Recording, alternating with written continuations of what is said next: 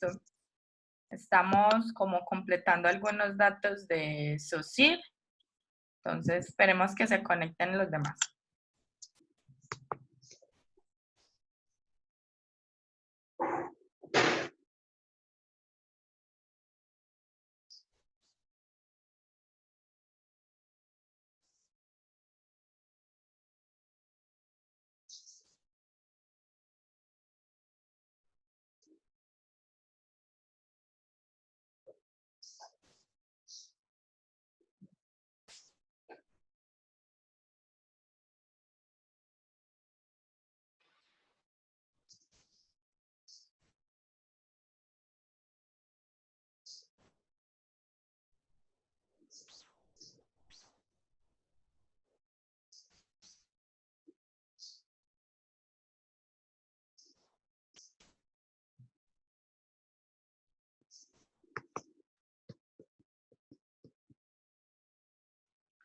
Van en 7, esperemos otro minutico que ahorita éramos 14.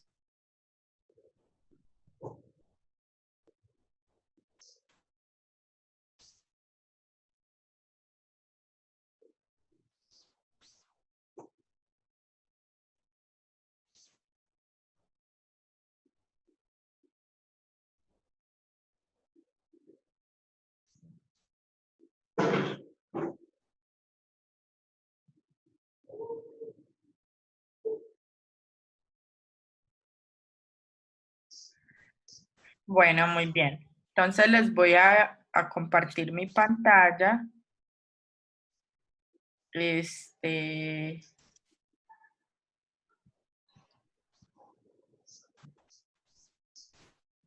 Y vamos a ir completando como algunas cositas, ¿listo? Bueno,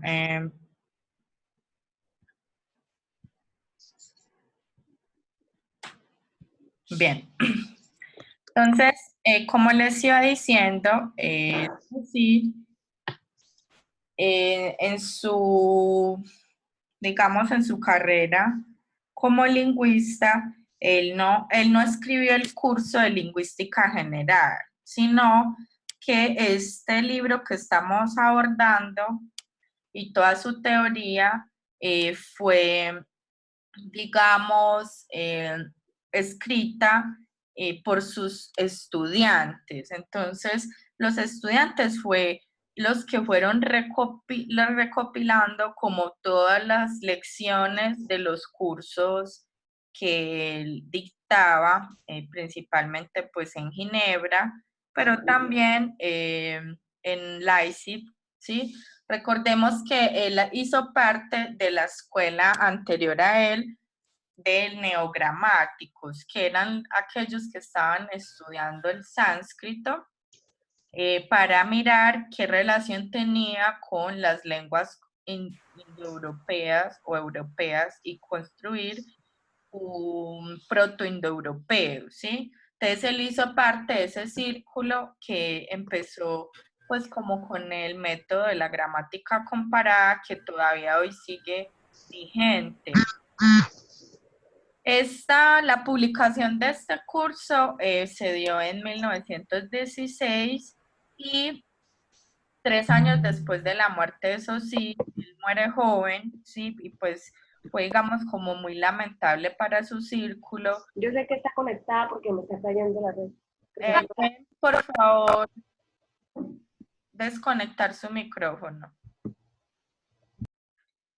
Bueno, hay pues como cosas importantes dentro del legado de Saussure que tienen que ver también con el nacimiento de la etnografía o de la etnolingüística. ¿Por qué? Porque este método comparado empezó a... ¿Aló? ¿Hay alguien ahí? ¿Aló? ¿Profesora, están todos ahí o no? Hola, sí.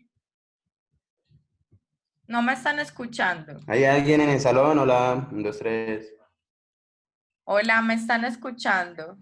Sí, ¿No se profe, ve se nadie en escucha. el salón? Sí, profe. Sí, profe, sí la estamos escuchando. Manuel, ¿puedes desactivar tu micrófono? Gracias a los que tienen los micrófonos, porque es que miren que eso se interfiere. Bueno, No escucho entonces nada, profe. Profe, por favor, que le dé ingreso a Dania, a ya, Pilar. ya le di ingreso. Listo. Vamos. Desactiva. Bueno, entonces, como les estaba diciendo, pues hay algo muy importante y es que este círculo de lingüística y todos los seguidores de SOSIR se hicieron como una repartición, ¿sí? Entonces, unos empezaron a estudiar fonética, otros empezaron a hacer estudios de otras gramaticales, pero más profundos, otros cogieron la semántica, se repartieron como por niveles, ¿sí? Todo basándose en las teorías del signo lingüístico de Saussure. Entonces, digamos que Saussure no es solo el mismo, es un grupo muy grande de lingüistas que a partir de ese legado que él dejó, empezaron a investigar la lengua como una ciencia, ¿sí? Desde sus distintos niveles, que son Profe, fonético, morfológico, sintáctico. ¿Sí me están escuchando? profe, de hecho, Sí, profe. qué pena. Sí, profe. Sí, Cristian. Profe, sí, de hecho, pues yo estaba en lo que alcancé a leer, pues dice que, regálame un segundo. Sí, bueno, en lo que pues alcancé a leer, pues decía que la teoría de Saussure generó un cambio de paradigma en la lingüística, ¿sí? Lo que hizo nacer a esta disciplina como una ciencia con un objeto de estudio propio. Muy Lo que bien. una vez publicada, pues la teoría influenció a las escuelas de Praga y de Copenhague y Londres, ¿sí? Ajá. Bueno, Entonces, y, pues y eso, básicamente podemos decir eso que nació de también uno. es muy importante porque, o sea, lo que Saussure hizo, ¿sí? Con su curso y con sus estudiantes, no solo, digamos, impactó la lingüística, sino también el psicoanálisis, la psicología y fundamentalmente la antropología. ¿Por qué? Porque ya se empezó a entender que la lengua tenía una dimensión mental, sí, psicológica, que es por donde va a desarrollar su gramática generativa Chomsky, que lo veremos más adelante, pero también porque el lenguaje era como el síntoma también para estudiar la mente humana, es que la mente, nosotros, o sea, la dimensión psicológica y la psiquis nace del lenguaje, tanto articulado como la gestualidad, ¿cierto? Incluso las aplicaciones en forense y en criminalística también tiene mucho que ver con el discurso, eso es como el análisis del discurso, es gracias a esto, pero desde la antropología hubo una gran demanda porque entonces era listo. Si entonces vienen las familias indoeuropeas, necesitamos estudiar muchas otras lenguas para entender cuál es como la esencia del lenguaje, en qué se diferencian y se distinguen las distintas lenguas, si todos los humanos, digamos, conforman sus lenguas basándose en sustantivos, verbos, ¿sí? Entonces, en ese momento se nace también la etnolingüística, ¿sí? Y el principal, digamos, que el que va a influenciar esta teoría estructuralista de la lingüística a la antropología va a ser Lévi-Strauss en su obra Tristes Trópicos. Y empiezan a salir un montón de gramáticas de lenguas indígenas que permiten comprobar aún más que lo que Saussure decía es verdad y que todos los humanos de alguna manera construimos lenguas con pensamiento complejo. Ninguna cultura tiene una lengua más fácil que otra o ninguna cultura tiene una lengua, digamos, de menor complejidad mental que otra. Todas las lenguas tienen ese valor y eso se debió, pues lo se puede comprobar gracias a las motivaciones que Saussure dejó en la ciencia social. Entonces, por eso es muy importante, porque imagínense, estamos hablando de que Saussure influye a Freud, a Jung, a Lévi-Strauss y a todos los estudios posteriores lingüísticos. Por eso es que es un personaje, pues, importante. ¿Queda claro? Bien. Entonces, me devuelvo a compartirles mi pantalla y vamos a empezar entonces con esa primera introducción donde nos hablan de la historia de las lenguas, ¿sí?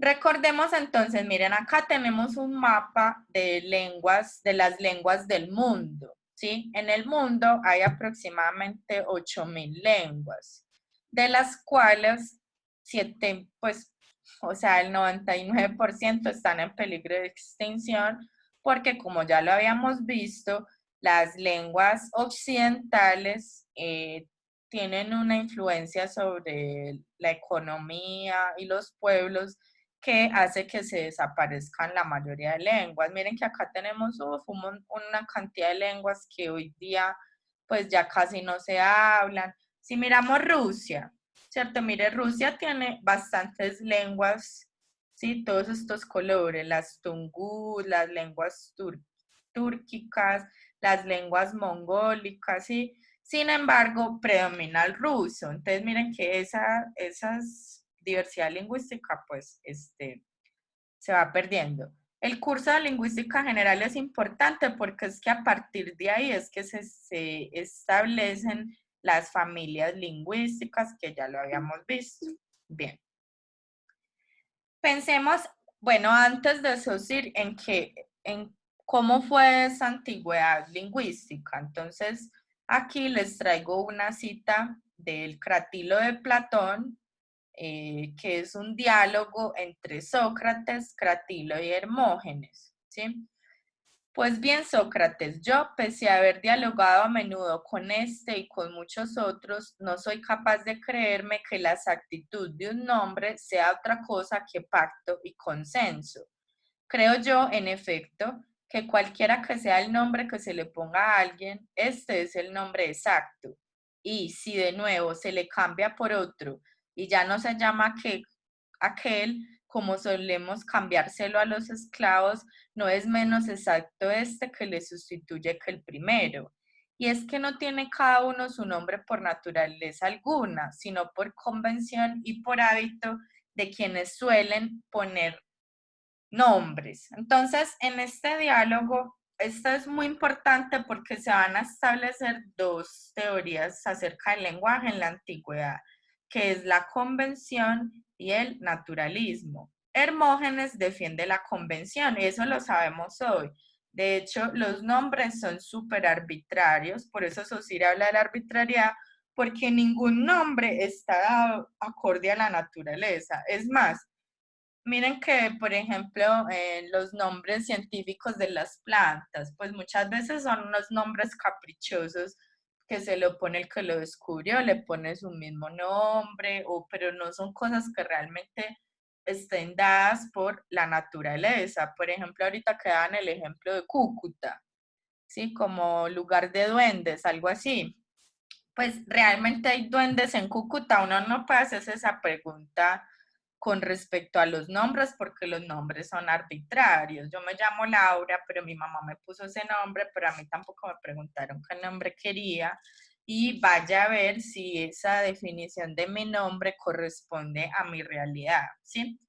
Y está la teoría del naturalismo, que es lo contrario, que la expone Cratilo y dice que los nombres están dados por naturaleza, y él justifica, por ejemplo, que los nombres de los dioses están dados por naturaleza. Entonces Sócrates entra a dialogar con estos dos y les dice, bueno, yo nunca he hablado, pues pensado sobre el lenguaje, eso lo han hecho los sofistas y lo No han se hecho. escucha. Hola, ¿me escuchan? Sí, profe, pero antes no le escuché nada. Sí, señora. Bueno, entonces, Sócrates les dice que ambos tienen razón, porque hay nombres caprichosos o por convención, pero también hay nombres que son naturales a la cosa o que describen la cosa en sí. Por eso, de ahí viene la arbitrariedad del lenguaje, que es ambas cosas, ¿sí? Entonces, de todo eso se recoge el método etimológico, que es un método igual comparado, donde se establece el origen de una palabra y se destaca a la escuela heraclitiana, ya que la lingüística está dada por el cambio. Por eso la clase pasada hablamos de la variación lingüística, porque es que la lingüística está fundada en su arbitrariedad, pero también en el cambio. ¿Por qué? Porque las lenguas cambian todo el tiempo, se nutren, se fusionan, entonces no puede fundarse en una teoría que sea rígida, ¿sí? Y eso lo destaca Sócrates al citar a Heráclito, ¿sí? También habla sobre la influencia de las lenguas bárbaras, o sea, de las lenguas que no eran griegas. Entonces, como una misma cosa podía llamarse en griego y tener otro nombre en lengua bárbara y ambas lenguas empezar a convivir, ¿sí? Entonces, eso es importante desde la antigüedad. Ya desde, pues como esa ojeada que nos abre Saussure en esa primera introducción en su curso, entonces él nos dice, bueno, la lingüística estudia los hechos de la lengua, ¿sí? ¿Qué teníamos antes de ese curso? Teníamos las gramáticas antiguas. Recuerden que la clase pasada vimos como los tipos de escrituras que existieron. Ya existían unas gramáticas en esas escuelas de escribanos, ¿sí? Existían etimologías como lo acabamos de ver en Grecia. Y también existían muchos tipos de diccionarios, lexicones, glosarios, etcétera. Sin embargo, no existían teorías, digamos, propias que traten, por ejemplo, el aula, ¿sí? Todo estaba como la lingüística estaba amarrada a la escritura, ¿sí? Luego surgen como el método filológico, que es un método crítico, pero Saussure de una critica que esto solo se ocupa de la lengua escrita y no de la lengua viviente. También habla de la gramática comparada, que ya hicimos alguna alusión, en la que se comparan distintas lenguas para establecer diferencias y similitudes, y así sucesivamente. ¿Cuál es la revolución en esta historia de la lingüística? Que se empieza a estudiar el habla.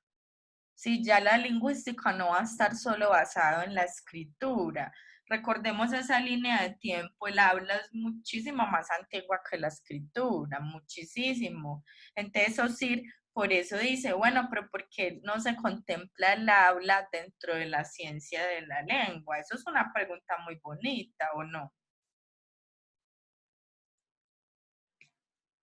Bien, entonces ahora vamos a compartir ustedes, van a compartir de ese primer capítulo una ojeada a la historia lingüística, a ver qué otros datos importantes. O sea, traten no de que, muchachos, datos que ustedes realmente procesen, porque a veces leer o citar, pero si yo no me imagino eso, ni siquiera es creíble cuando lo digo.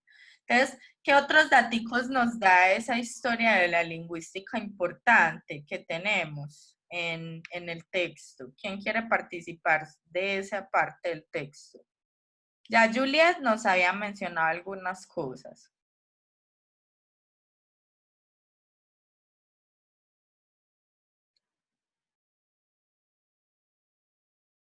Hola.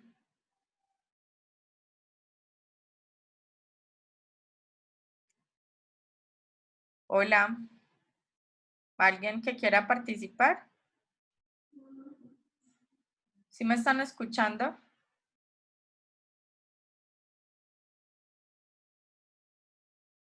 Muchachos, ¿me escuchan? Sí, profe, sí se escucha. Ah, bueno, Profe, sí, ya le Sí, escucho. profe, sí. bueno, escucha nadie bien. va a participar, está bien. Bien, entonces, Bueno, yo, profe, yo bueno, participo. ¿quién es yo? Julie, voy a Listo. compartir la pantalla. Un Ajá, momento, profe. vale. Que mi internet no es muy bueno, entonces me da miedo que me caiga en cualquier momento, pero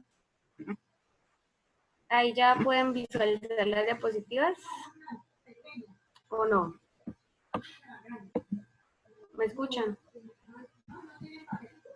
Sí, ya las podemos ver. Bueno, entonces, bueno, como decía la compañera Juliet, pues en la ojeada de la historia de la lingüística, él nos dice que para llegar a la lingüística como tal se tuvieron que pasar por 3 fases. Entonces, esas fueron gramática, filología y gramática comparada. Entonces, en la gramática, él nos dice que es una disciplina en la que se proponen las normas, o sea, es muy normativa, ¿sí? Y da las reglas de escritura, ortografía, correctas o incorrectas. Luego nos habla de un segundo momento que es la filología, que es aquella que busca comparar, interpretar, comprender, pero que no pasaba de ahí, ¿sí? Después vino la gramática comparada, que es aquella que miraba las relaciones entre las distintas lenguas, o sea, las comparaba, pero no llegaba a dar una conclusión como tal. Bueno, ya después nos habla de la materia y la tarea de la lingüística, que dice que la lingüística es aquella que está conformada por todas las manifestaciones del lenguaje, todas las expresiones. Entonces el lingüista debe hacer una reconstrucción de todas las lenguas para determinar esas expresiones, ¿sí? Incluso debe reconstruir las lenguas madres de cada familia y debe estudiar las leyes generales que intervengan en las lenguas. Él decía algo ahí muy importante, que es que no hay factor más importante que el lenguaje en la vida de los individuos y de las sociedades.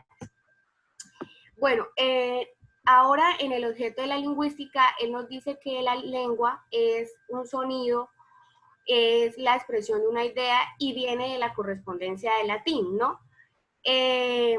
Las sílabas que se articulan son impresiones acústicas percibidas por el oído, pero los sonidos no existirían sin los órganos vocales. Entonces eso también me llamó mucho la atención porque el sonido viene siendo la unidad compleja, ¿sí?, del lenguaje, pero debe articularse a través de los órganos. Entonces ahí pues me recordó mucho a la clase de los homínidos, ¿no?, que todo partía de las emisiones acústicas que producían en las cuevas. Y nos habla de 3 terminologías: lenguaje, lengua y habla. Entonces nos dice que el lenguaje es la facultad que nos da la naturaleza. La lengua es algo que adquirimos y el habla es un acto individual de voluntad de cada persona. ¿Ahí me escuchó? Sí, Sí. compañera. Ah, bueno, Sí. listo. Bueno, después viene otro tema que es el lugar de la lengua en los hechos humanos y viene el factor de la semiología. Entonces, que es aquella que estudia los signos. Espera, Julie, espera que es que, o sea, vamos muy rápido, ¿sí? Entonces, ahorita vuelves y compartes pantalla, que hiciste un trabajo muy bueno, pero entonces devolvámonos y vamos, pues no, estos son anteriores 2 capítulos, ¿sí? Bueno, esa ya, la ojeada de la historia de la lingüística, creo que ya eso sí quedó muy bien. Ahora, en la siguiente, materia y tarea de la lingüística, Profe, ¿qué más podemos decir? profe, yo tengo una inquietud. Ajá. Profe, lo que pasa es que, pues, bueno, la lingüística se divide en 3 fases y la compañera dijo que en la última era la gramática comparada, pero hasta donde tengo entendido, o no sé si estoy mal, la gramática comparada es lo mismo que la filología. No, no es lo Ya mismo. son 2 cosas muy diferentes. No, porque es que la filología utiliza el método crítico para analizar textos. Para analizar textos desde la cultura, o sea, se analiza la lengua desde factores culturales, históricos, pero siempre está apegado a un texto, mientras que la gramática comparada es la relación que hay entre distintas lenguas para establecer familias. Eso es muy distinto. ¿Queda Bien, clara la profesora. distinción? Sí, profe. Bien. Sí, profe. Profe, una pregunta. ¿Dejo de compartir pantalla? Sigamos a la siguiente diapositiva. Ah, bueno, ok. En la de materia de la lingüística. Ya, profe, un momento. Bueno, ¿quién más nos habla sobre que no tenga diapositivas o que quiera compartir de ese segundo capítulo, materia y tarea de la lingüística? Mira que son muy corticos, pero muy interesantes. Me gustaría que rescatáramos este fragmento, que era lo que les estaba diciendo ahorita. La lingüística tiene conexiones muy estrechas con varias ciencias, unas que le dan dato, otras que se los toman. Mira que esto no lo habíamos mencionado hasta ella no lo mencionó. Sí, los límites que separan no siempre se ven con claridad. Por ejemplo, la lingüística tiene que diferenciarse cuidadosamente de la etnografía de la prehistoria, donde el lenguaje no interviene más que a título de documento. Tiene que distinguirse también de la antropología, que no estudia al hombre más que desde el punto de vista de la especie, mientras que el lenguaje es un hecho social. Pero tendremos entonces que incorporarla a la sociología. ¿Qué relaciones existen entre la lingüística y la psicología social? En el fondo, todo es psicológico en la lengua, incluso sus manifestaciones materiales y mecánicas, como los cambios fonéticos, y puesto que la lingüística suministra a la psicología social tan preciosos datos, no formará parte de ella. Estas son cuestiones que aquí no hacemos más que indicar para volverlas a tomarlas luego. Y luego entonces él habla de la relación que también la lingüística tiene con la fisiología del hombre, ¿cierto? Entonces, si yo quiero ser fonetista, debo ser muy consciente de cómo funciona todo el aparato fonador, respiratorio, el oído. El neurolingüista trabaja, digamos, la parte del cerebro. Entonces, miren, por ejemplo, el profesor Ginás, que él es neurólogo, pero también es lingüista, porque, o sea, no se puede desligar el estudio de la mente del lenguaje, porque somos lengua. Entonces, yo creo que de esa parte sí es bueno complementar, ¿sí?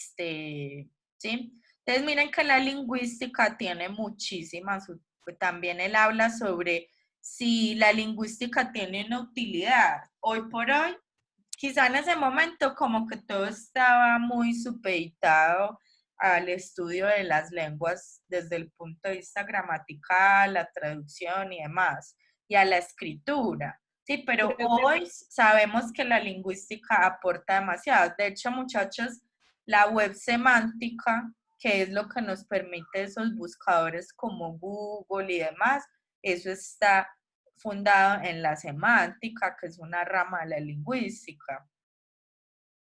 ¿Qué ibas a Quería preguntar? compartir un pedazo del texto.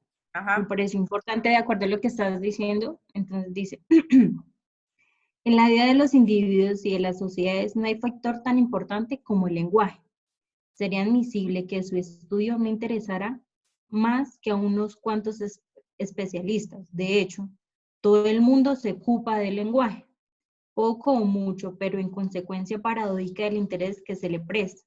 No hay terreno donde hayan germinado más ideas absurdas, prejuicios, espejismos y ficticios.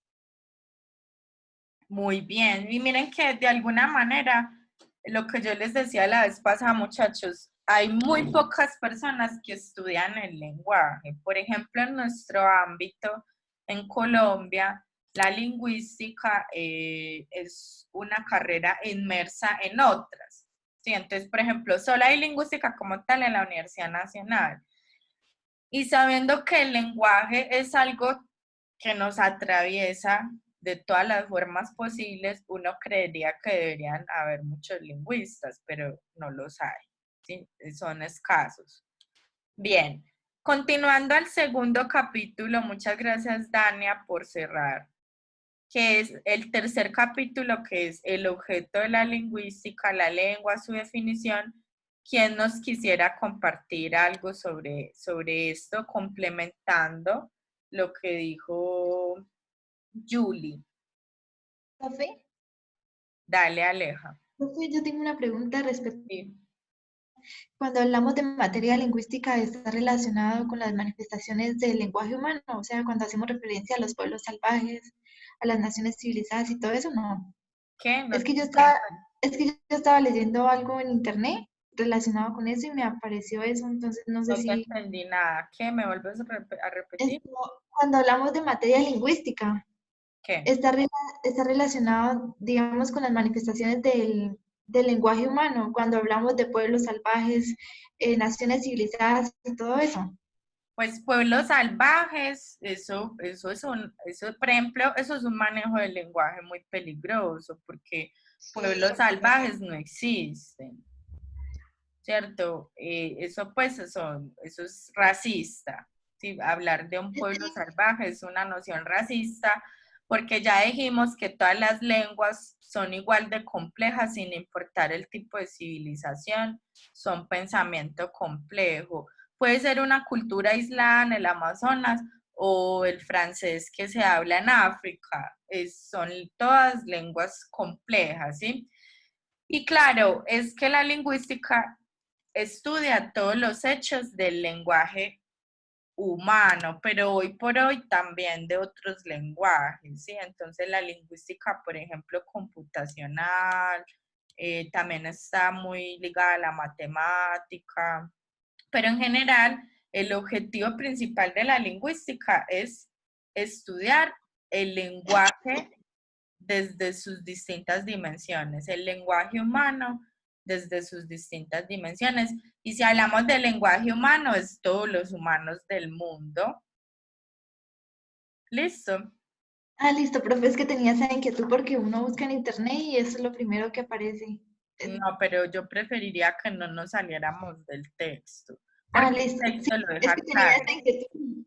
Aleja, mira, tienes que buscar en una fuente que sea confiable, ¿sí? Entonces, de pronto, porque por ahí pues hay muchas cosas y uno como que queda así. Sí, yo quedé perdida porque no estaba relacionado con lo que estaban hablando. Sí, o sea, porque realmente estamos es como siguiendo un texto, entonces la idea es como buscar fuentes lingüísticas en Google Académico. Si ustedes tienen dudas sobre, ya dijimos que las lenguas indígenas son lenguas y al interior de ellas son dialectos, ¿sí? Pero no es que porque yo sea blanca o el otro negro, entonces yo hable una lengua y el otro no. Esos son como lo que pensaban los españoles cuando vinieron a conquistar América, que pensaban que sus lenguas y sus religiones no tenían ningún valor y eran salvajes. Entonces, por eso hay que tener mucho cuidado con ese tipo de fuentes, porque en la lingüística se maneja mucho racismo, lastimosamente. Por eso hablamos, miren el mapa de las lenguas, son un montón de lenguas en el mundo, pero realmente ¿cuántas se hablan? Las otras son discriminadas y no tienen un valor comercial ni divulgativo, pero son valiosas porque son pensamiento complejo. Bien, ¿quién nos quiere compartir o complementar la parte del objeto de la lingüística? Antes ya hemos dicho, ¿sí?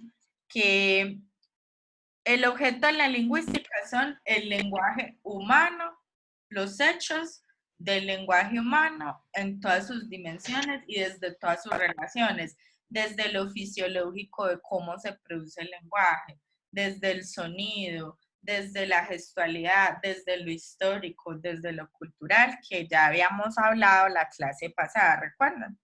Bien, entonces, ¿quién nos quiere compartir ese tercer capítulo complementar? Podemos leer una cita y discutir, de eso se trata. El texto, miren que no es tan complejo, no lo es leíble, se deja leer. ¿Sí? Entonces, piensen a ver y les voy a volver a enviar el enlace, que ya faltan 5 minutos. Ojalá, muchachos, participen los que nunca participan, ¿qué les cuesta leer un fragmento y hablar de eso? Entonces, ya les voy a reenviar la llamada. ¿Queda claro? Entonces, estamos en el capítulo 3 que define el objeto, la lingüística, pero también define la lengua y cositas que vimos cuando las clases fueron presenciales. ¿Listo?